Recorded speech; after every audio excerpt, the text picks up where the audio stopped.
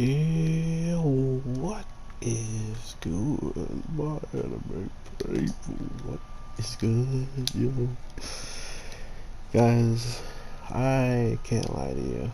This whole Centaur episode of this monster show definitely had me interested in the future of the show for multiple humble reasons, okay? I can't stress this enough that it's purely for research in the case of why they think the doctor is the best uh best match for this girl. And I, I think it's going to be necessary for the show to kind of showcase maybe human and monster, as they call them, relations, because it feels like the doctor's just never seen or thinks that's okay, or I'm just putting words in his mouth. I am not sure at this point, but regardless, it honestly feels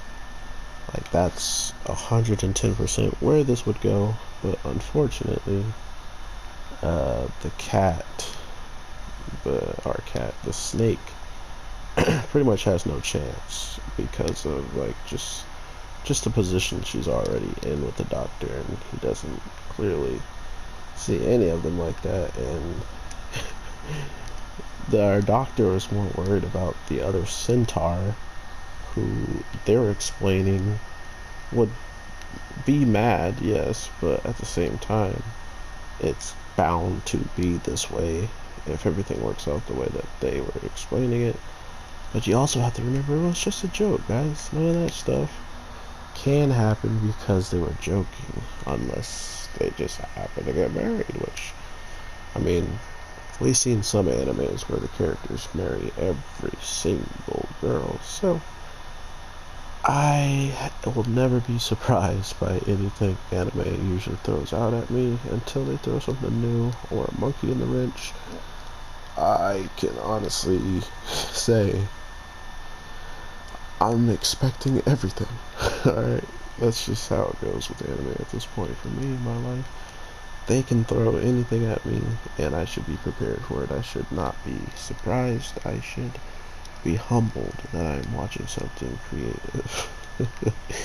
But overall, I thought it was pretty cool that we got to see how the harpies and how the mermaids, like all these different types of monsters, species, how their habitats would be, what they would more than likely want to live as. Supposedly, the next week's episode should get into a lot more of it, because this was kind of like a detour of what we were supposed to be doing the whole time we were here, because not only did we, happen to need to know more information about the harpies, and that we were invited after, oh no, he was going there to do a checkup on them, but with how the situation turned out, and having the centaurs jump in the way to try to protect the queen, who also jumped in the way to protect the doctor.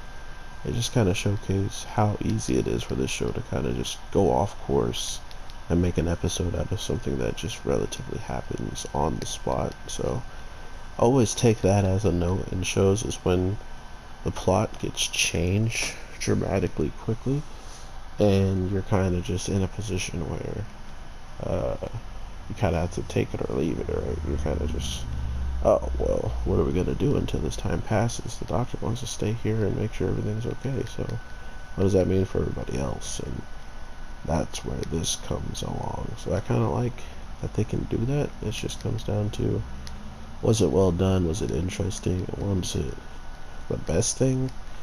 Not necessarily. It kind of was drawn out a lot, but at the same time, the whole one of them being gone and the other one being kind of just useless in the case of being lost and wandering off, it kind of felt like she didn't want to be in service, and she would rather just do whatever it is. But supposedly this is something medical, or like, even deeper than that. So that's one really cool thing about this show, is how they go about making these situations for different characters relevantly hard to not only understand and try to be in their perspective, but she pretty much just has ADHD. Like, she just gets all of a sudden curious about everything around her, and because she doesn't have that safety net of someone always kind of pulling her back and making sure she's on her task, that was shown to the next level.